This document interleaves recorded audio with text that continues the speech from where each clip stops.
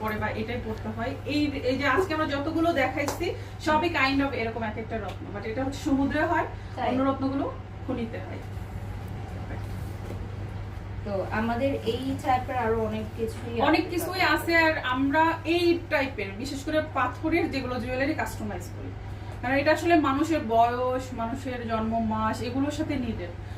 কিছু কিছু এখানে এসে আপনারা মো আপুকে পেলে তাকে যদি আপনারা বলেন ডিটেলস, তখন আপনারা কিন্তু জেনে নিতে পারবেন। আর অনেকে আবার হচ্ছে জেনে আসে যে কার জন্য কোনটা রাখবে। আচ্ছা, আমার মা কমেন্ট করেছে এটার প্রাইস কত, তার মানে তার অনেক ভালো লেগেছে। সো আমার মা কারণ অনেক পছন্দ করে। থ্যাংক ইউ, আপনি কমেন্ট করেছেন আর দোয়া করবেন আমার জন্য।